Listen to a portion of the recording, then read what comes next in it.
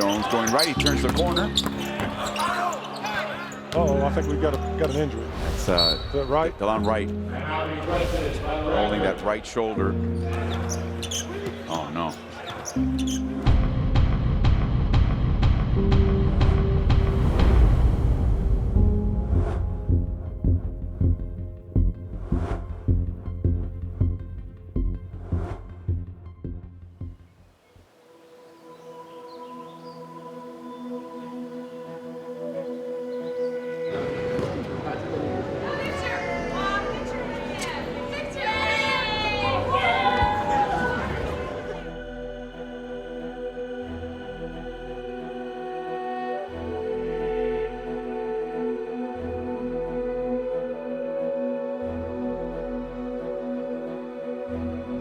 The Stars are out in Vancouver tonight. Kyle Lowry and DeMar DeRozan for the Raptors. Steph Curry and Kevin Durant for the Golden State Warriors. This is the first NBA game here in Canada with a Canadian team. There's been a lot of discussion about the anthem and what's going to go on with the NBA being, 77% African American. What will they do in terms of protest? All the stuff that's going on, and not just America, just across the world, and us as athletes, I strongly feel like it's our time to come up and step up and be the voice, just because of the position of power that we're in, the following that we have, and our ability to influence and impact others across the globe. But I think now is the perfect time for each and every one of us to band together, whether it's basketball, football, soccer, whatever the sport may be. I think whatever they do, it sounds like it's going to be as a team. I think that's how Masai wants it. I think that's how Dwayne wants it. But something's going to be done. DeMar, Jared Solinger, Patrick Patterson, Kyle Lowry, they've been very vocal about this. And once you've brought it to the forefront, it's got to stay there for anything to happen. And that's why I think it's really important that these guys do something.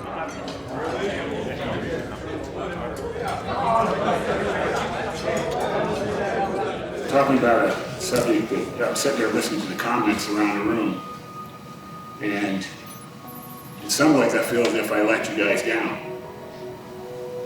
In that, in the 50s, 60s, your grandparents know what we went through to get to the point where we are today.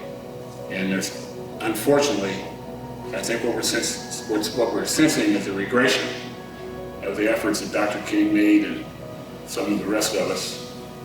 Some of us have kids, and I think what's going on, it hits me more because that could have been my son, or that could have been a family member, that could have been a brother, whatever. So I just feel like we ought to be on the same page, and we have to handle it among ourselves, but also we have to get the right impression in the media, because we don't want people to come at you like, oh well, white lives don't matter. It's not about that. It's about injustice and what people of color are going through, and I feel like this is a perfect opportunity. So I just want everybody to be on the same page.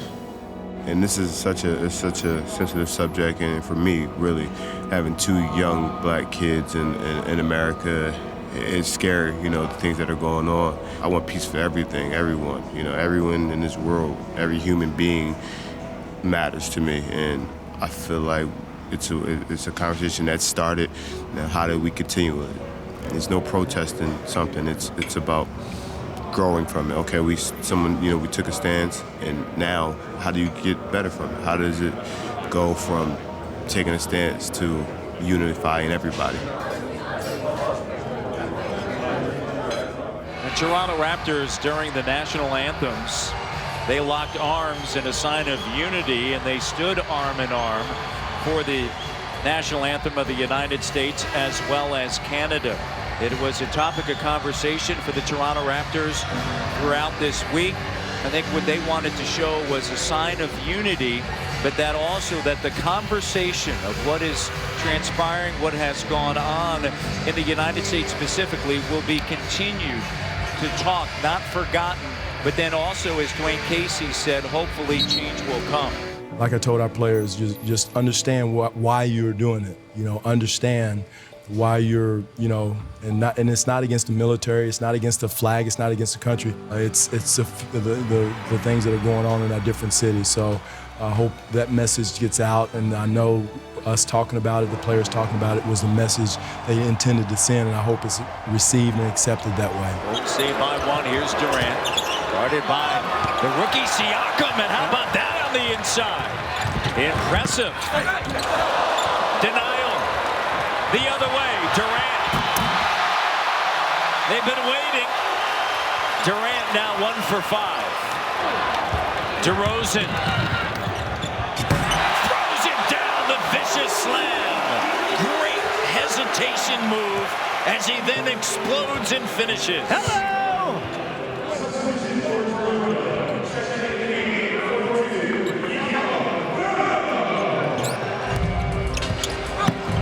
There's McGee, but there's the rookie 9th overall selection out of the University of Utah, Jakob Poeltl. I tell you what, Poeltl's going to be a good play. It's going to take a few years. He's got to fill out, but he's got really nice instincts, soft hands, good feel for the game around the post, scoring there. First Austrian player in NBA history. Good evening, and welcome to the 2016 NBA Draft at Barclays Center, home of the Brooklyn Nets. The draft is where the league's future stars are born, and the foundation for future championships is set. Next season starts tonight. Okay, the draft starts now, right? The draft just started, baby. Let's roll. Let's roll. Here we go. All frantic coming into the draft, and then once it starts, everybody starts wheeling and dealing, and it goes frantic. Well, the top 8 went as predicted. Everybody thought those were top 8 guys in the draft, and we were 9. We were just right outside, and there was one guy everybody was trying to move up to get that guy, and it was Poeltl. If we have like a bad injury or like a surprisingly bad season, I don't want to lose. I don't want to give him like a good pick. Yeah. You know. It's a responsibility to have a pick, and the higher the pick, the more responsibility that comes with it. But at the end of the day, you've got to get it right wherever you are, and you've got to do what's right for the team. So we didn't approach it as found money that let's just take a shot with it because we're not supposed to have it anyway.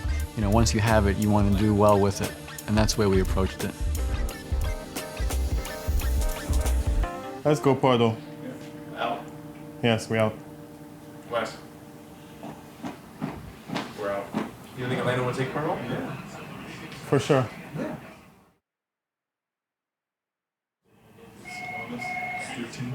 Raptors. Thank you. Who's that? NBA, who are we picking? Should we wait or no? Should we wait? Just tell him. Yeah, you can give it to him. Yeah. Bogey? The Raptors are going to pick Jakob Poeltl. Thanks. Like, according to Woj, we're taking Jakob Poeltl. With the 9th pick in the 2016 NBA Draft, the Toronto Raptors select Jakob Poeltl from Vienna, Austria, and the University of Utah. The University of Utah Athletics Department just tweeted another year, another reason to love the Raptors. But our scouts did a great job. This is where we really rely on them, and from Dantos heading the department, and Curtis, Patrick, Jeff, all these guys, our analytics guys, they did a great job, and we got Jakob at that 9. Jakob, how you doing?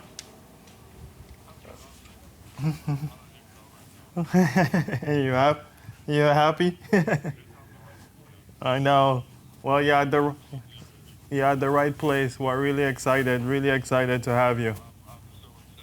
Yeah, it's funny. You're back with your boy. All right. Yeah. Well, say hi to your family. Congratulations, and hey, remember you're coming to a good team, so we have to start preparing. Like mentally. But you're gonna be great. Okay. Yeah, it's gonna be fantastic. So we'll be in touch. Our guys will be in touch with you, okay? All right, man. Congratulations. Fantastic big 17 and 9 he averaged this year. Rebounds, moves his feet well, can defend, big wall.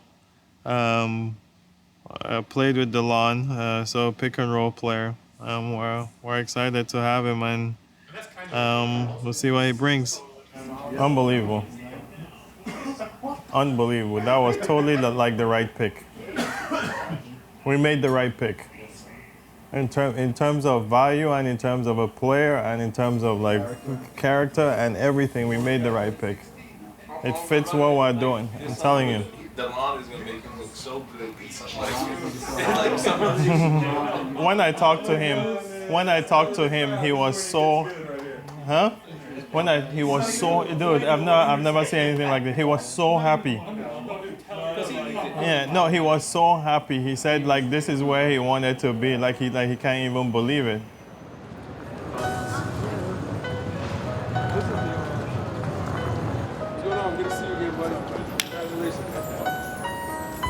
Well, my parents, they both played volleyball. They both played for the national team in Austria.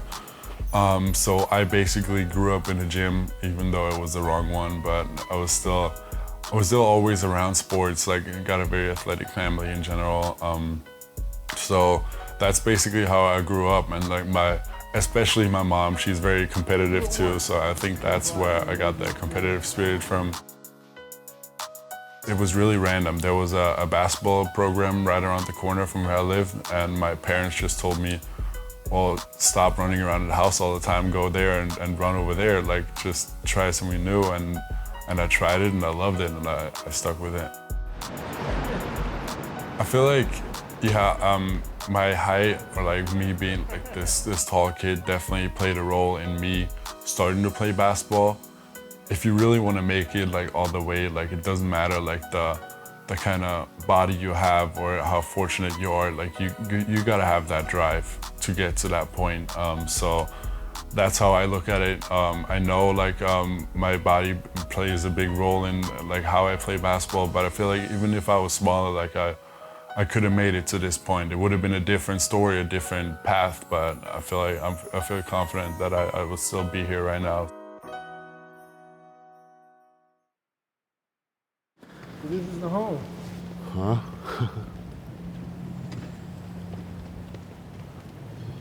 Looks nice. It's impressive. He was just a joy to coach. He's going to get after it. You know, student of the game, really smart kid, and he's going to work. You know, he doesn't have the academic side of things now, so I think you could even see a bigger boost. Some of his free time, he'll be in the gym, he'll be in the weight room, absorbing everything. Where were you partying at last night? Where were you partying at last night? Everywhere, huh? You good? Just trying to enjoy the night, you know. After, always good when you request a late flight. The crazy part was over. How are you? Good to see you. Doing good, yeah. Yeah, how you doing? Man, welcome. Appreciate it. Yeah. Good flight? Was a tough week, but no, I'm a happy man now. Congratulations. I'm excited to have you here. No, I'm really excited too. This is our home right here. First time in Toronto, huh? Yeah. Delon is around, right? Is Delon leaving today or tomorrow? Yeah, so you get to see him. All right, yeah. awesome. Yeah, we are. He was here this morning. Yeah, he was here this morning. Got some food, man. Anything you want to grab? Well, yeah, appreciate let's it. Relax, okay? Yep.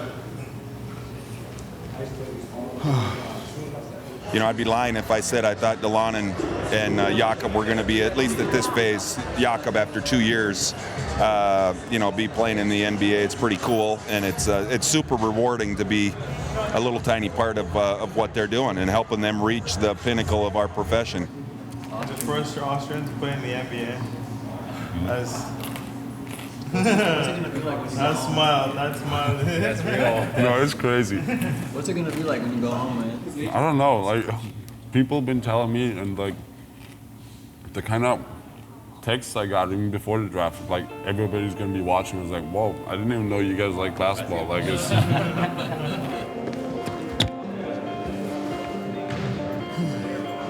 Delon, he's not the kind of guy who like talks a lot. He's more like the behind the scenes kind of guy. But like as soon as he steps in that court, you can tell that he's like how like comfortable he feels that that's like his home basically, and he makes things look so easy. He makes playing with him so easy. Like no matter where you are in the court, like he just makes everybody else on his team better, and that's what's so amazing about playing with him. And especially for me, being a freshman, coming to that new program, not really knowing much about it, he helped me out a lot.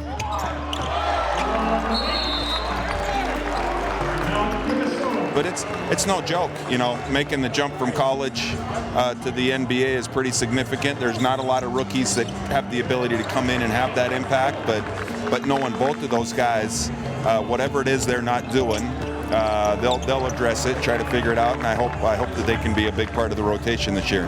Did you play against JV in last summer, Valanciunas? Yeah, because remember we asked him about it, and he said he remembered playing you. Was it a friendly game or something? Okay. I had my best game of the summer against him. Really? Remind him. I had like 27 points or something.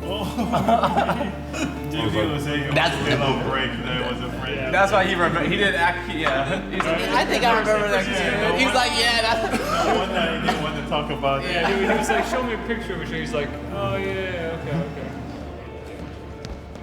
I've said it before, like it's not usual that for a top 10 pick that you get into like a winning program, like a team that was short of the finals by only 2 games, for a rookie to come in and practice with these guys like that know how to play the game so well. Like it's an unbelievable opportunity.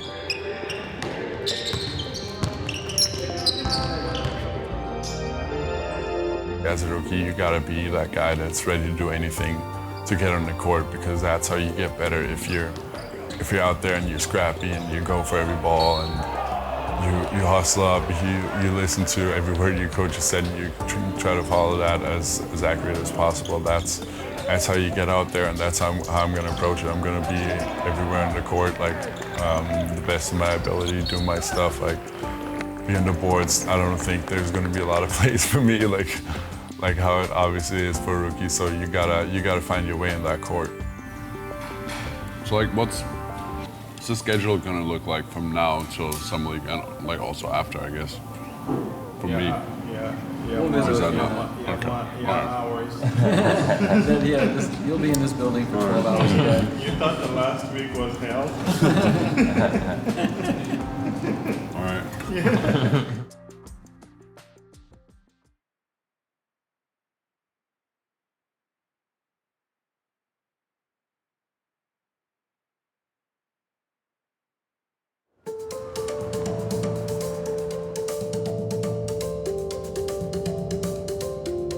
Welcome everyone to Calgary.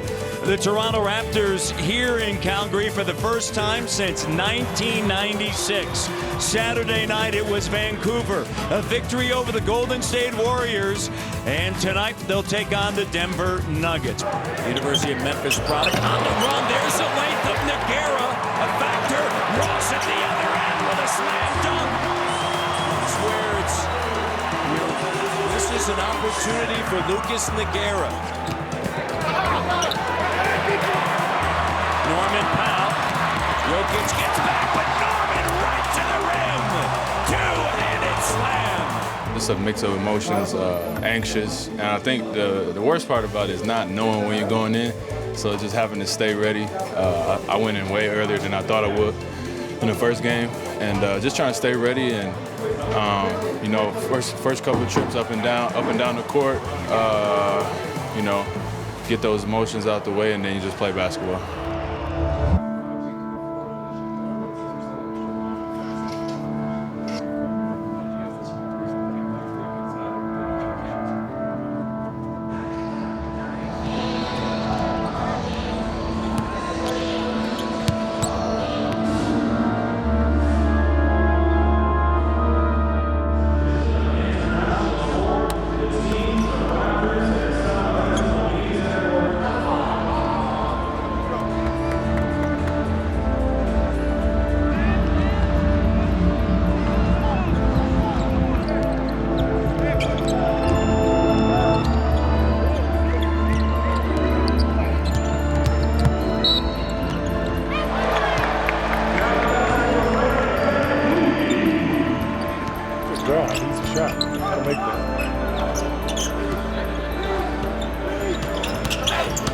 Jones going right. He turns the corner. Exactly the bounce pass you were talking about, right?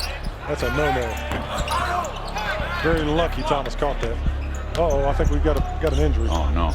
I just remember Delon crashed in from the right wing, no, the left wing, and he reached in to grab a loose ball out, and the big man on the opposing team fell on the ball and twisted to pull the ball from Delon, and I just saw his shoulder just come straight out the pocket. It was really quick. And I tried to strip the ball from one of the big guys, and I was picking the ball up, and I felt like I was like getting to take off the other way. I felt somebody like dive onto my arm, and I looked at my arm, and it was out of place. So I was a little scared after that, and I was just hoping that it wasn't like, separated or anything. And then they said I had a little tear in it, so I had to get that fixed. So, it was a tough moment, but I'll bounce back.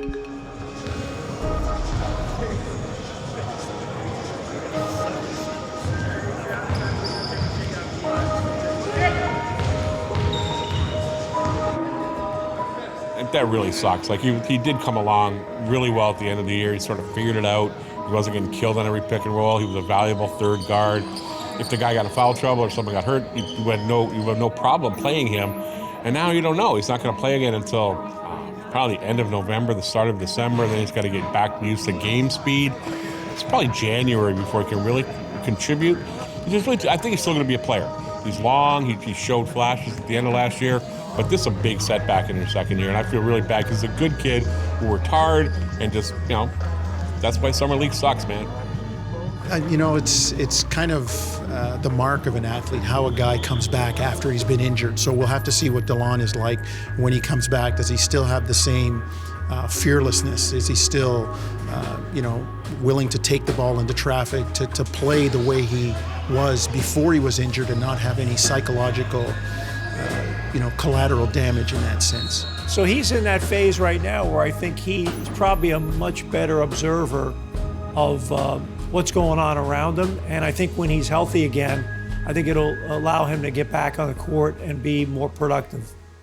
Yeah, it's been, I think 9 weeks now. So I'm feeling good now. I'm finally starting to, take a couple little shots around the paint area. I've been dribbling, and he's getting stronger, and I still have a couple more months. He's taking it in stride. He's been really positive. He's been really working the rehab, and he knows it's a process. It's his first injury where he actually couldn't be able to play. So it's difficult for him to see us going all summer long working, and he wanted to be on the court, but it's pushing him to get better and the rehab that much harder. To get back to where he was, and. I just wish him all the best and to stay positive and stay with it. It's a minor setback in his young career, but he has time to get back to where he was and even better. Yeah, so this is probably the toughest, my biggest injury so far. High school, I broke a thumb, but I didn't miss any time because it was before the season. So yeah, this is, it's an obstacle, my first one that I'll have to overcome. And I'm just ready to get back out there and try to prove myself.